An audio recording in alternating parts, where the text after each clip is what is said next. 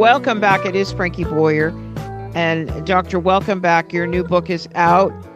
Give us more examples of what you want us to do. How do we reward ourselves in a healthy, beautiful way and make us feel good? There are so many opportunities to turn everyday habits into wellness rituals. There's many, for example, let's think about how we start our morning, right?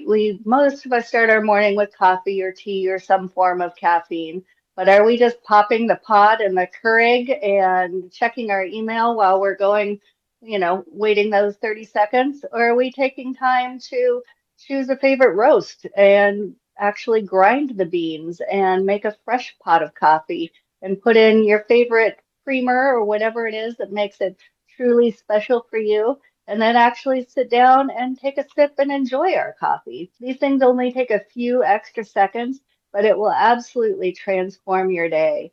So there's lots of discussion in the book about how to create little healthy rituals like that. Just shift your perspective a tiny bit on a habit that's become mundane and turn it into something beautiful. Give us more examples, please. For me, fitness is I love moving and being outdoors in nature. And I really don't love going into the gym and lifting weights, right? So how can I make that more of an enjoyable thing? Well, here in Southern California, we are blessed with good weather. Sorry, Frankie. And sailing is one of my true passions. And I tell you, there's no better workout than pulling on the lines on the sails and cranking those jibs. And it is truly a workout that I absolutely love. So everybody can find examples such as that. We can find Yeah. them in how we cook. We can find them in how we put ourselves to bed at night. Are we scrolling through our phones in the last 30 minutes, soaking up the bad news cycle before we go to bed?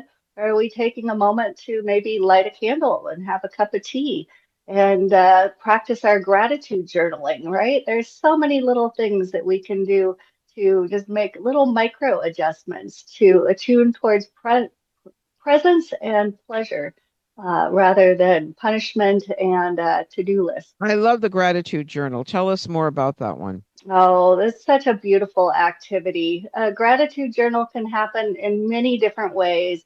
You can simply count it in your head out loud to yourself. Think of three things that happened today that were joyful and beautiful or brought you a little bit of delight or a smile to your lips. Sometimes I ask my patients to jot it down on their phone on the notes section, just a word or two, just to remind yourself at the end of the day of five things that were special and meaningful and positive in your day.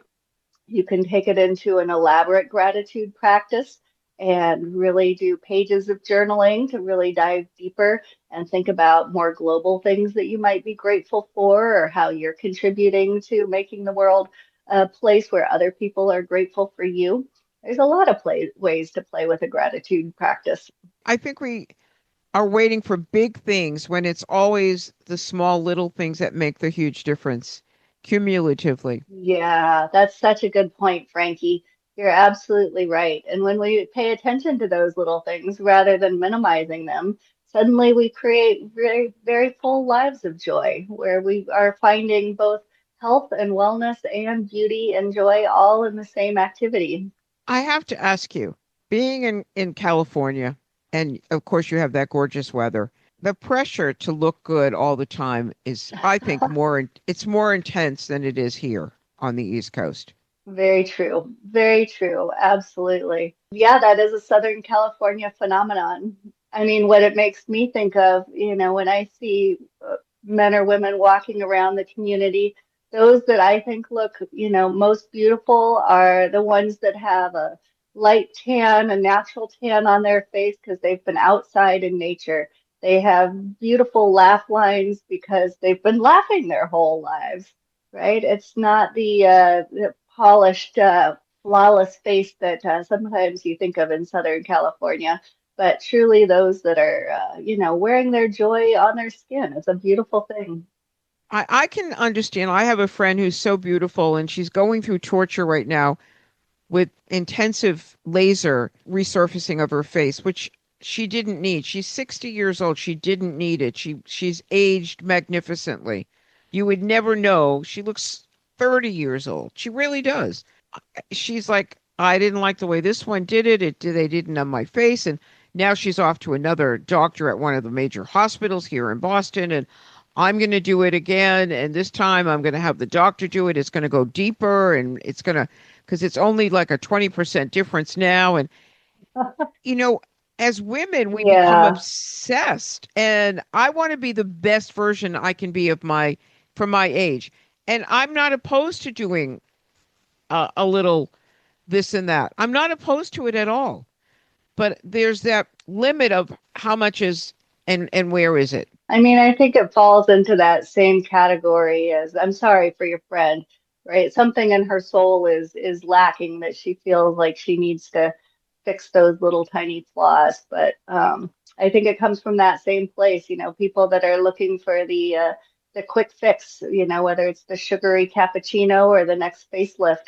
It Yeah. really is coming from that same So place of feeling something empty inside. so I have a realistic question for you.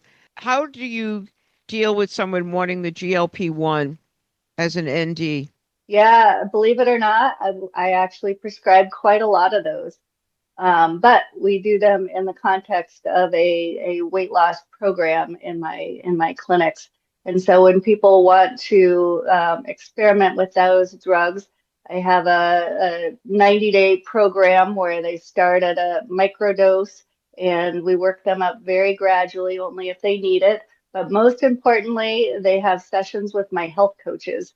And so over the course of their weight loss journey, they're regularly meeting with health I coaches. They're love that. learning That's how the to way to make, do it. Yes. Yes. yep, they're learning how to make the lifestyle changes, changing your relationship with the size of your plate, all of those things that are going to help them maintain their muscle and make weight loss a permanent activity. So when they reach their goals, they can titrate down and wean off the medications and keep the healthy habits. And then they truly are reset and experiencing healthy hedonism. I share a couple of those stories in my book. One that comes to mind, this lovely young woman, her father was a good friend of mine, and he asked me if I could please help his daughter. She was in her 20s, and she was a good 100 pounds overweight and had everything that comes with that. She wore the combat boots and the black t-shirt and the angry face, and she felt horrible in her body, and she expressed that anger and hatred to everybody else. And over the course of her weight loss journey, she learned how to eat differently. She learned how to exercise. But what I thought was most transformational, she traded those oversized t-shirts for cute little skirts and doing her hair and finding confidence from the inside out. She really transformed her personality through taking control of her health and her weight. And the I love GLP that. ones honestly were a big piece of that. I love that story. Thank you so much. This has been so great talking with you today. The new book is available right now.